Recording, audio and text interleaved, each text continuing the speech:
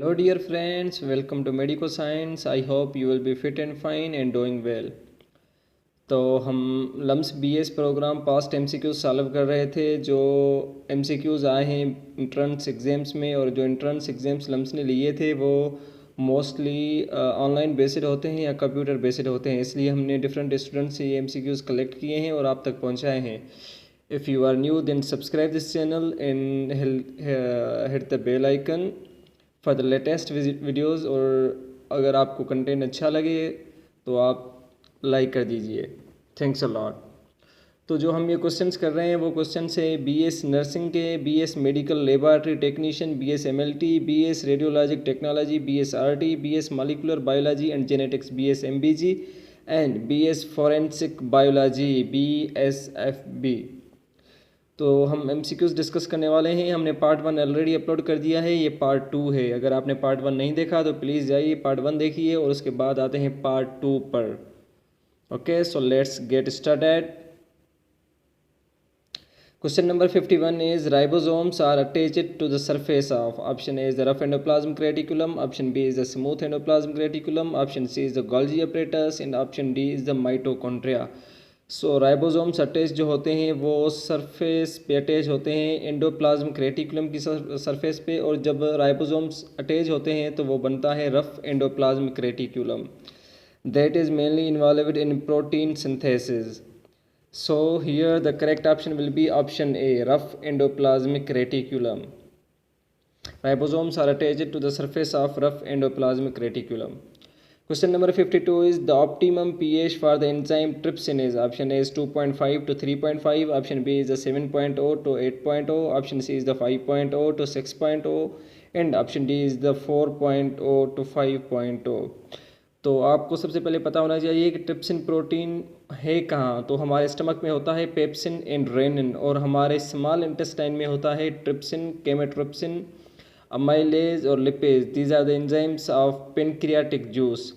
तो जो ट्रिप्सिन होता है वो मोस्टली वर्क करता है हमारा स्लाइटली बेसिक इन्वायरमेंट में, क्योंकि हमारा जो स्मॉल इंटेस्टाइन होता है उसकी पीएच स्लाइटली बेसिक होती है। इसलिए ऑप्टिमम पीएच जो ट्रिप्सिन की होगी वो होगी 7.0 to 8.0। Here the correct option will be option B 7.0 to 8.0 और 7 to 8। This is the optimum pH, मतलब इसी पीएच पे ट्रिप्सिन जो है वो सबसे ज़्यादा वर्क करेगा, सबसे ज़्यादा एक्टिव होगा इस पीएच पे। Question number 53 is ATP is used in which type of cell transport? Option A is the osmosis, option B is the passive transport, option C is the facilitated diffusion and option D is the active transport. So ATP को हम क्या बोलते हैं? ATP को बोलते हैं energy currency of the cell. Means जब भी सेल को एनर्जी की ज़रूरत होती है तो वो ATP यूज़ करता है। तो ATP जो हमारा यूज़ होता है वो होता है एक्टिव ट्रांसपोर्ट में, क्योंकि ऑस्मोसिस जो है वो भी वाटर की मूवमेंट होती है from its low solute concentration to high solute concentration. Passive transport में एटीपी नहीं यूज़ होता। फैसिलिटेटेड डिफ्यूजन जो होती है वो भी डिफ्यूजन है, लेकिन इसमें प्रोटीन का यूज़ होता है, special type of proteins use होते हैं, लेकिन ये भी पैसिव ट्रांसपोर्ट है, इसमें किसी किस्म की कोई एटीपी खर्च नहीं होती। लेकिन जो एटीपी खर्च होती है वो होती है एक्टिव ट्रांसपोर्ट में। So here the correct option is the option D, active transport. Question number 54 is the the difficulty in the flow of liquids is known as option A is the elasticity, option B is the surface tension, option C is the resistance and option D is the viscosity. तो हमारा जो liquid flow करता है उसमें जो difficulty आती है या हिंड्रेंस आती है फ्लो ऑफ लिक्विड में वो होती है ड्यू टू विस्कोसिटी। जिस सब्सटेंस की, जिस लिक्विड की जितनी विस्कोसिटी ज़्यादा होगी उस सब्सटेंस में फ़्लो उतना ही कम होगा। So here the correct option will be option D, viscosity, because viscosity is directly proportional to inversely proportional to flow of liquids. अगर विस्कोसिटी ज़्यादा होगी तो फ्लो ऑफ लिक्विड कम होगा, अगर विस्कोसिटी कम होगी तो फ्लो ऑफ लिक्विड ज़्यादा होगा। Question number 55 is the atomic number of boron is option A is the 5, option B is the 6, option C is the 7 and option D is the 8. So boron का जो atomic number होता है वो होता है 5, और जो बोरान का एटॉमिक मास होता है वो होता है 11। Boron 5, 11। So the correct option will be option A. Question number 56 is a scalar quantity is defined as having option A is the direction only, option B is the magnitude only, option C is the both direction and magnitude and option D is the none of the above. So हमारी जो scalar quantity होती है उसमें direction की कोई ज़रूरत नहीं होती, उसका सिर्फ और सिर्फ मैग्नीट्यूड होता है. सो स्केलर क्वांटिटी में हमें क्या चाहिए, सिर्फ और सिर्फ मैग्नीट्यूड. अगर डायरेक्शन होगा तो वो हो जाएगी vector quantity having the both direction and magnitude. So here the correct option will be magnitude only. Question 57 is a vector quantity is defined as having direction only, magnitude only, both direction and magnitude, और option D none of the above. तो मैंने आपको बताया कि scalar quantity वो होती है जिसमें सिर्फ डायरेक्शन होता है और वेक्टर क्वांटिटी वो होती है जिसमें डायरेक्शन के साथ स्केलर क्वांटिटी में सिर्फ मैग्नीट्यूड होता है और वेक्टर क्वांटिटी वो होती है जिसमें मैग्नीट्यूड के साथ साथ डायरेक्शन भी होता है. So a vector quantity is that having both direction and magnitude, और स्केलर क्वांटिटी में सिर्फ और सिर्फ मैग्नीट्यूड होता है. ओके और vector quantity contains both direction and magnitude. Question number 58 is the symbol for boron is the chemical symbol for boron is option A is the BO, option B is the BE, option C is the BY and option D is the B. So boron की जो chemical symbol होती है वो होती है B, सिर्फ और सिर्फ B, और जो BE होती है वो होती है बेरिलियम की. The chemical symbol for beryllium is BE. Okay और बोरान की जो केमिकल सिंबल होती है वो सिर्फ और सिर्फ सिंगल बी होती है. Question number 59 is 1 kilo erg is approximately equal to option A 0.1 joule, option B is 0.4 joule, option D is 0.2 joule and option D is 0.5 joule. So erg जो होती है वो हमारा एनर्जी का एक यूनिट होता है और जूल जो है वो भी हमारा एनर्जी का एक यूनिट होता है. और जो इसमें ऑप्शन होगा करेक्ट वो होगा ऑप्शन ए 0.1 जूल. इसकी इंटर कन्वर्जन होती है 1 erg is equal to 0.0 something joule होता है आई थिंक, लेकिन अभी मुझे ये ज़हन में नहीं आ रहा. आप ये देख लीजिएगा कि अर्ग और किलो की इंटर कन्वर्जन किस हिसाब से होती है. ठीक है. सो question number 60 is the SI unit for velocity is velocity का एसआई यूनिट क्या होता है. हमें पता है कि वेलोसिटी जो है वो होती है displacement cover divided by time. This is the formula of velocity. Velocity is displacement divided by time. So displacement का जो यूनिट होता है वो होता है मीटर और टाइम का जो यूनिट होता है वो होता है सेकंड. सो हमारे वेलोसिटी का जो यूनिट होगा वो होगा metre per second. meter per second. The SI unit for temperature is option A is the Celsius, option B is the Fahrenheit, option C is the Kelvin, option D is the Joule. So जो temperature का SI unit होता है वो होता है kelvin. SI unit temperature के क्या होता है, kelvin. Question number 62 is the chemical symbol of cobalt is option A is the Ca, option B is the C, option D is the Ci, option D is the CO. So cobalt का जो chemical symbol होता है वो होता है CO. This is a chemical symbol for cobalt. और जो C होता है वो होता है शो कार्बन के लिए. कार्बन के लिए हम C यूज़ करते हैं और कोबाल्ट के लिए हम CO यूज़ करते हैं. Okay. Question number 63 is the chemical symbol for beryllium is. मैंने आपको पिछले MCQs में बताया था कि बेरिलियम की केमिकल सिंबल क्या होती है. The chemical symbol for beryllium is BE. और जो सिर्फ B होता है वो बोरान के लिए होता है और BE is the chemical symbol for beryllium. Question number 64 is energy of a photon is directly proportional to option A is the wavelength, option B is the frequency, option C is the Planck's constant and option D is the amplitude. तो photon की जो energy होती है वो हमारी directly proportional होती है frequency के. आपने इक्वेशन पढ़ी होगी, energy of photon E is equal to h nu.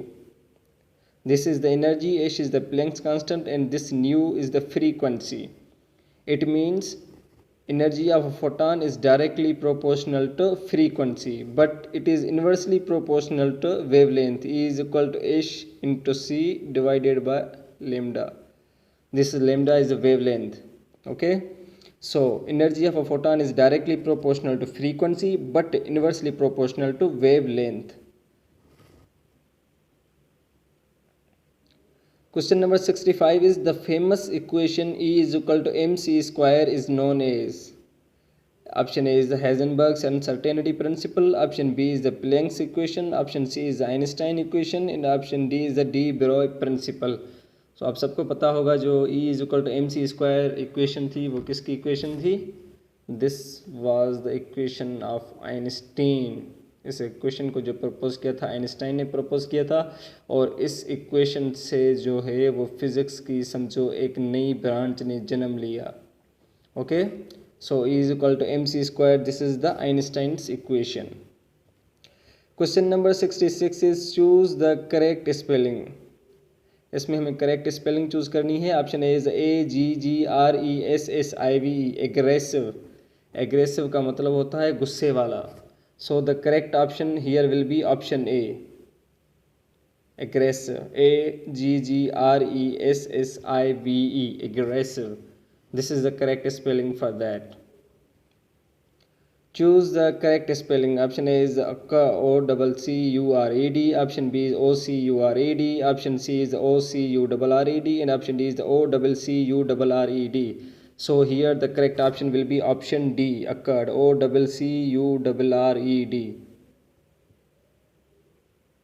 Occurred. This is the correct spelling. Question number 68 is the non-vascular group of plants is. Option A is the bryophytes, option B is the pteridophytes, option C is the gymnosperms and option D is the angiosperms. So non-vascular जो plants होते हैं जिनमें xylem और phloem नहीं होता वो होते हैं bryophytes. Bryophytes, these are known as the non-vascular plants. उसके बाद सबसे पहले जो vascular plant develop हुए थे वो हुए थे pteridophytes. So the non-vascular plants are the bryophytes. Question number 69 is the state of matter that is mostly easily diffusible is. Option A is the solid, option B is the liquid, option C is the gas, option D is the plasma. तो सबसे ज़्यादा जो easily diffusible state of matter होता है वो होता है gas. सबसे ज़्यादा डिफ्यूजन की प्रॉपर्टी गैस में होती है, उसके बाद लिक्विड में होती है और सबसे कम जो डिफ्यूजन की प्रॉपर्टी होती है वो होती है सॉलिड में और सबसे ज़्यादा जो होती है वो होती है गैस में. So most easily diffusible substance is gas. That's why your scent or perfumes contains the vapors. They don't contain the liquid, they contain the vapors because they can be easily diffusible. और जहाँ पर भी आप जाएंगे आपके आने से पहले ही वहाँ पर आपकी खुशबू पहुँच जाएगी due to property of diffusion. Question number 70 is choose the correct spelling. So bureaucracy की जो करेक्ट स्पेलिंग होगी वो होगी BUREAUCRACY. This is the correct spelling for bureaucracy. The correct option is option A BUREAUCRACY. Bureaucracy. The synonym of diligent is. Option A is hardworking, option B is lazy, option C is inattentive and option D is attractive. So diligent का मतलब होता है hard working, मेहनतकश, मेहनत करने वाला. Option A is hard working. So the correct option will be option A. Question number 72 is the largest cell organelle in a eukaryotic cell is. Option A is the mitochondria, option B is the Golgi apparatus, option C is the nucleus and option D is the vacuole. जो largest cell organelle होता है eukaryotic organisms में वो होता है nucleus. This is the largest. इसी वजह से जो सबसे पहले ऑर्गेनेल डिस्कवर हुआ था वो न्यूक्लियस ही डिस्कवर हुआ था और न्यूक्लियस को डिस्कवर किया था रॉबर्ट ब्राउन ने. बिकॉज जब उसने देखा तो उसे सिर्फ और सिर्फ सेंटर में एक बॉडी नज़र आई और उसकी साइज़ बड़ी होने की वजह से उसे नज़र आई और कुछ भी नज़र नहीं आया था. इसलिए सबसे पहले जो सेल ऑर्गेनेल डिस्कवर हुआ था वो न्यूक्लियस हुआ था because of its size. Question number 73 is the powerhouse of cell is known as. Option A is the nucleus, option B is the endoplasmic reticulum, option C is the Golgi apparatus and option D is the mitochondria. जो cell का power house होता है, power house का मतलब होता है जहाँ से एनर्जी जनरेट हो, जहाँ से पावर मिले. तो हमारी जो एनर्जी जनरेट होती है वो माइटोकॉन्ड्रिया में होती है। हमारा माइटोकॉन्ड्रिया जो है वो एटीपी जनरेट करता है, and ATP is known as energy currency of cell, and that ATP is used in wide variety of functions. So the mitochondria is known as the powerhouse of cell. Question number 75 is which of the following is a micromolecule? Option A is the lipid, option B is the carbohydrate, option C is the protein, and option D is the amino acid. Micro का मतलब होता है small, तो हमारा जो amino acid है वो micro molecule है। जब ये कंबाइन होते हैं amino acids in the form of polypeptide chain, then they form the protein. और कार्बोहाइड्रेट्स और lipids, these are the macro molecules. So the correct option will be option D, amino acids. Question number 76 is scientific name of house fly is. Option A is the Musca domestica, option B is the Rana tigrina, option C is the Homo sapiens, and option D is the dragonfly. तो हमारे घरों में जो आमतौर पर मक्खी होती है उसका भी साइंटिफिक नेम है जो आपको याद होना चाहिए।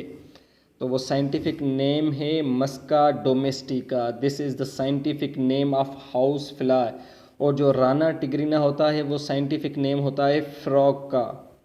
और जो होमो सेपियंस है ये साइंटिफिक नेम है ह्यूमन बींग्स का। और ड्रैगन फ्लाई जो है ये एक इंसेक्ट होता है। So the scientific name of house fly is Musca domestica.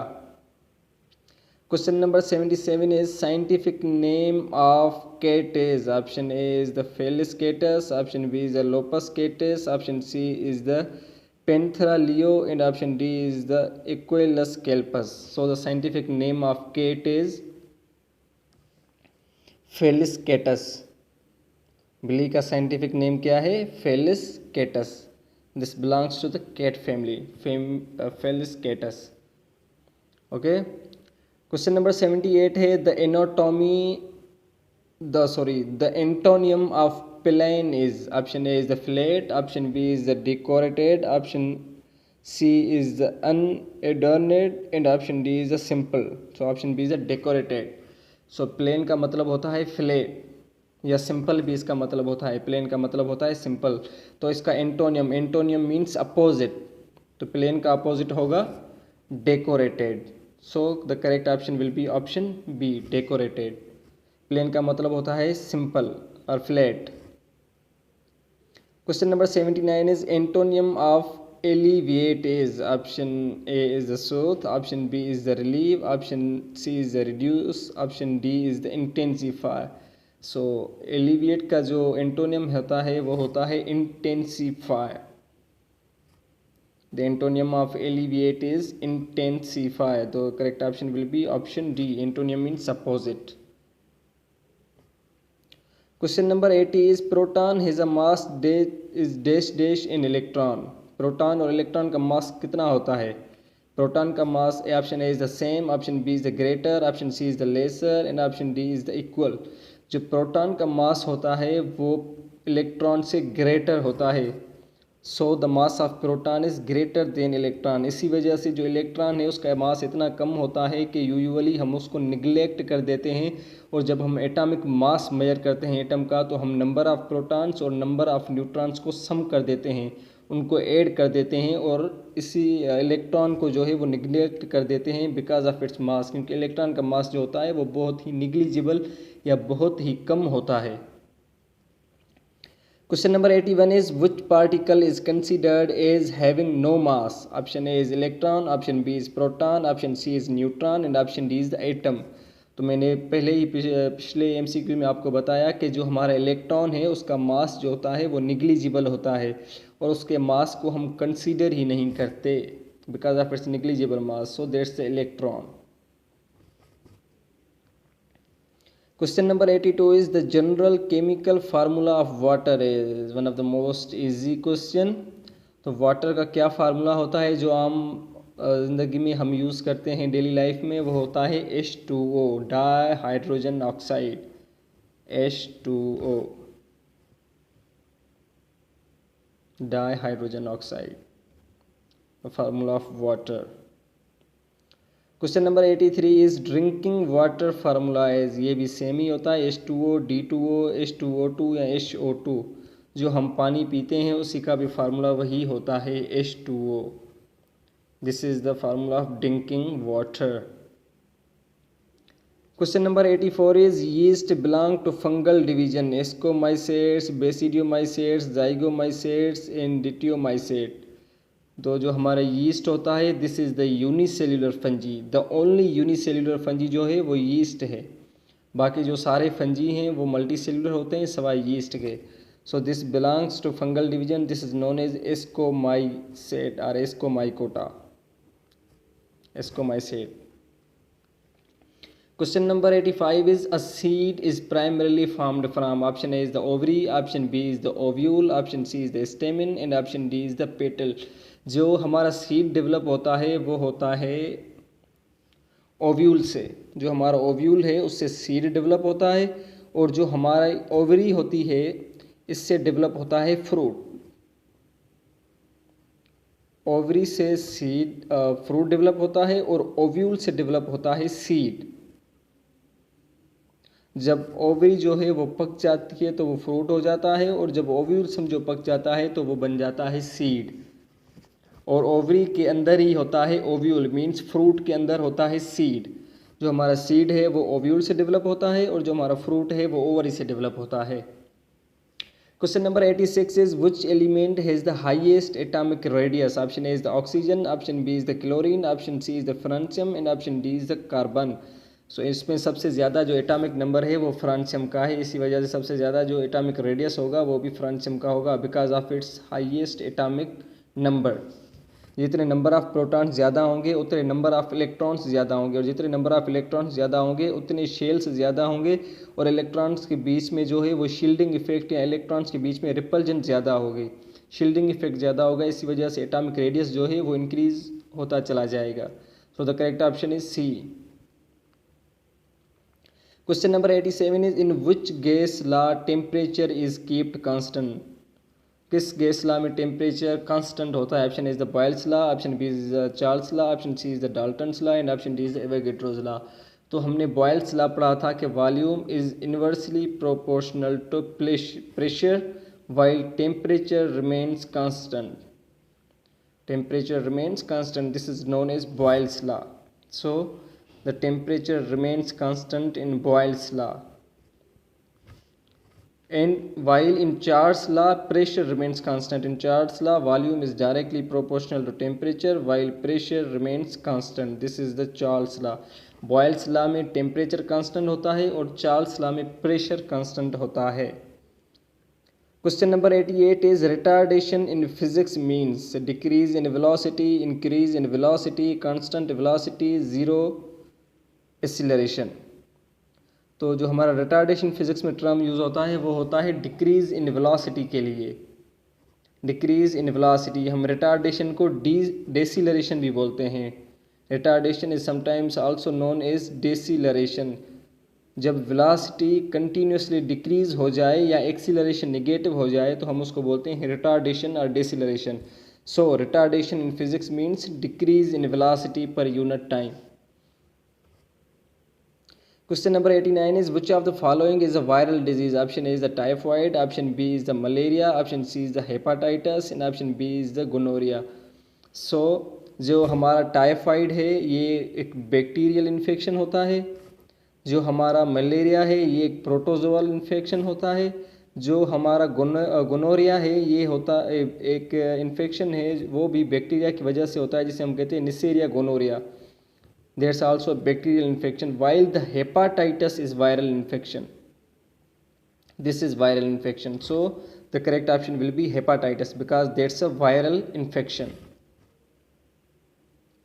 Question number 90 is operation of a rocket is an example of Newton's third law, Newton's second law, Newton's first law, law of conservation of energy। जो rocket हमारा ज़मीन से ऊपर उठ के हवा में जाता है, फ्यूल कंज्यूम करता है, तो वो हमारा जो है न्यूटन्स थर्ड लॉ पे काम करता है। This works on the principles of Newton third law. क्योंकि रॉकेट को ऊपर जाने के लिए बहुत ज़्यादा प्रेशर क्रिएट करना पड़ता है और वो प्रेशर क्रिएट होता है बाय कंज्यूमिंग और burning a large amount of fuel. वो फ्यूल को कंज्यूम करता है, उसको बर्न करता है जिसकी वजह से प्रेशर क्रिएट होता है और वो फोर्स लगाता है ज़मीन पे और ज़मीन उस पर फोर्स लगाती है, जिसकी वजह से वो ऊपर चला जाता है बिकॉज ऑफ इट्स लो मास। ज़मीन के हिसाब से इसका मास कम होता है, इसलिए वो ऊपर चला जाता है। ठीक है, तो वो वर्क करता है न्यूटन्स थर्ड लॉ पे। Question number 91 is a body covers 500 meters in 10 seconds, the velocity of body will be. तो हमने वेलोसिटी का फार्मूला पढ़ा है, velocity is equal to displacement divided by time. So हमें डिस्प्लेसमेंट यहाँ पर दिया गया है 500 और टाइम यहाँ पर दिया गया है 10 सेकंड्स। तो हमारी जो वेलोसिटी होगी वो होगी 50 metre per second. Here the correct option will be 50 metre per second. आपको बस फार्मूला याद होना चाहिए, मैथमेटिक्स तो इसमें बहुत ही इजी है, वो आप कर लेंगे। सिर्फ और सिर्फ आपको फार्मूला याद होना चाहिए वेलोसिटी का। Velocity is equal to displacement covered divided by time.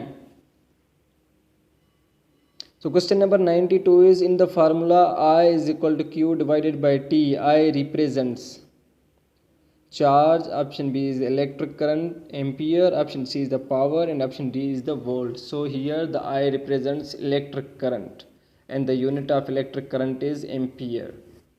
The correct option is the option B.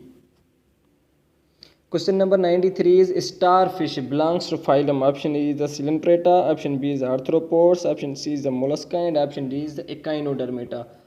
So जो हमारे starfish होती है वो बिलोंग करती है Echinodermata फाइलम से। Echinoderms वो होते हैं जिनकी स्किन जो है वो स्पाइनी होती है, कांटेदार स्किन होती है इनकी, spiny skin.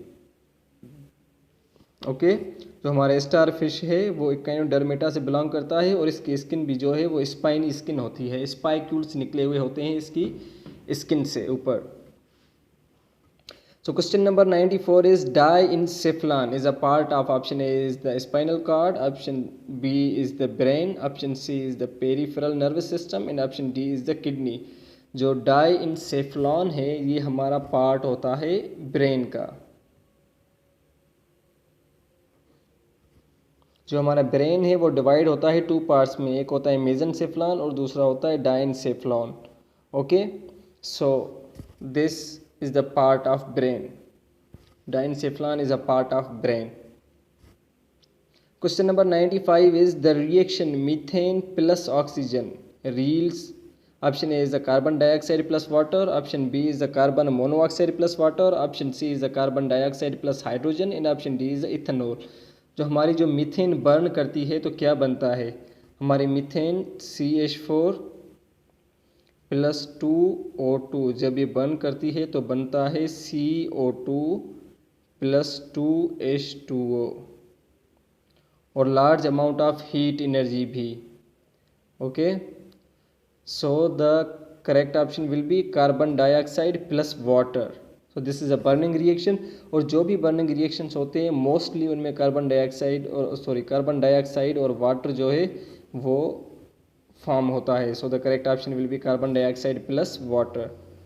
The reaction methane plus oxygen yields carbon dioxide plus water, और जो हीट जनरेट होती है वो हीट हम यूज़ करते हैं मुख्तलिफ पर्पज़ के लिए। Question number 96 is the charge on typical oxygen ion is -2, -1, 0 या -3। जो ऑक्सीजन पे चार्ज होती है वो होती है मोस्टली -2। ऑक्सीजन पे जो भी चार्ज होती है वो होती है -2। सपोज H2O, द हाइड्रोजन पे चार्ज होती है +2 और ऑक्सीजन पे चार्ज होगी -2। द टिपिकल चार्ज जो ऑक्सीजन आयन पे होती है वो होती है -2 because there's a divalent. Question number 97 is the first group in periodic table is also known as. बहुत ही आसान क्वेश्चन है। Option A is the alkaline earth metals, option B is the alkali metals, option C is the halogens, and option D is the transition metal. जो हमारा first A group होता है जिसमें हमारे कौन से एलिमेंट होते हैं, एक होता है हाइड्रोजन और फिर होते हैं sodium, lithium, sodium, potassium, beryllium, ये हमारे होते हैं फर्स्ट ए ग्रुप में और हम इनको बोलते हैं अल्कली मेटल्स।